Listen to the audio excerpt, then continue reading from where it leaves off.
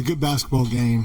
Thank you very much. I thought our guys, again, they could have folded at any time. We were down double digits, and I liked our competitive spirit. Our competitive spirit was great. Those guys make the game ugly. And, when that happens, you got to defend and you got to try to do the little things to get a win. And, our ability to crash the glass was, especially with Mitch not playing, but our ability to crash the glass and get second opportunities was there. We had 20-second chance points. You want to play fast with these guys so that you're not going against their set defense all the time. And we did a decent job of that, scoring 14 points. But one of the areas, obviously, is the free throw line.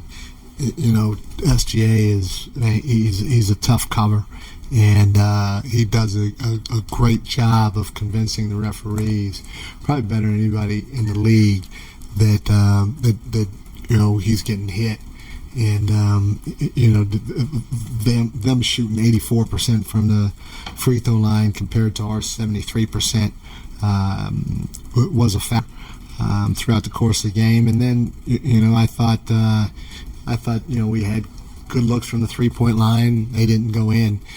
You got to give them credit for being physical and playing as hard as they do, because over the course of the game it has some impact on it or effect on the 3-point shooting. But our guys, if you're open, keep letting that thing fly, because I believe in our shooters, and they're eventually going to go in. But a good competitive game in a lot of areas for us and for them. Just didn't get the win tonight. What do you think went wrong with the guarding home break in that matchup? I guess it's the last week. But it'd be interesting to watch the film. I mean, he saw the first one go in, and which is going to happen at times because he's 7 feet, and I mean, everybody saw we were doubling Shea quite a bit tonight. And when that happens, we got to rotate, and when you rotate, you got to make sure a guy doesn't feel comfortable, so you got to get to his airspace. And when that first one went in, it was a little harder for us to get to him, because I know he hit a couple. He hit one like on the move, like he was Reggie Miller back in the day.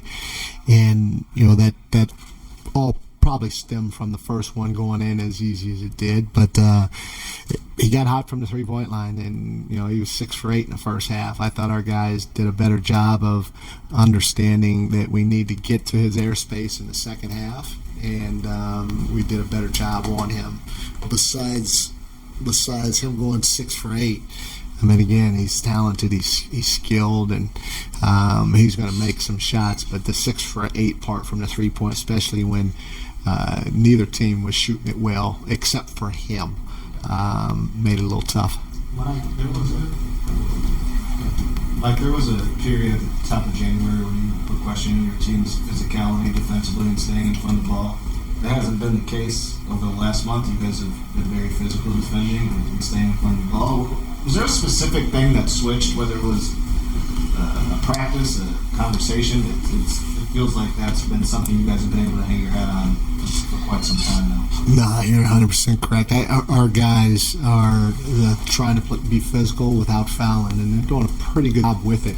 We're still going to get better in that area, but it's been a process. We made the switch defensively a couple of months ago, and that was a process. But our guys they're pretty comfortable with what we're doing right now, and they know exactly what they should be doing out there. And again, it didn't happen because with one practice. It didn't happen because the switch got turned on. It gradually happened, and I've said this before, that's what the regular season is about. You tinker with this, you tinker with that, try to get a little bit better here, a little bit better than there, and then at the end of the season, you're at a point where you're fairly comfortable, and you can start, trending upwards. Mike, building off of that, because you guys were doubling Shea so much tonight, you were putting yourself in rotation. Yeah. The second half, it really seemed like there were so many possessions where it was just like helper helps the helper, then that helper helps Do you feel like you guys have progressed in terms of defending and scrambling rotations throughout the course of the season? And if so, what do you feel like has spurred that progression? Yeah, again, it's just time, just continuing to film, having practice, having shoot around, talking about it, walking through it, drilling it. Again, it wasn't one thing or one practice or even a light being switched on.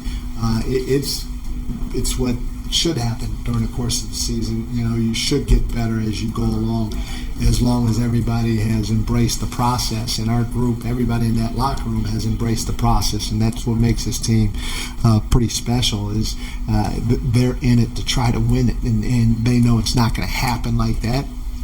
They know at the beginning of the year you're going to probably do this and this and this, but you know, once that All-Star break happens, hopefully you get to a point where there's some comfort with everybody and with everything that we're doing, and we're able to continue the climb. You get your first technical of the season, Mike. Was it just you were mad because it happened right in front of you? You know, one of the things that I wanted to get across to the guys is we're good enough to win despite whatever the officials are calling out on the floor, and we need to have that mentality. And I give our guys a lot of credit. You know, last night when we were in Toronto, I don't know if I've ever been in an NBA game where 7 is, I think one time it was 6-0. You know, and they picked up a foul with, I don't know, a minute left or less than a minute left. I just, you know, you very seldom see that, and our guys did a pretty good job restraining themselves, and so.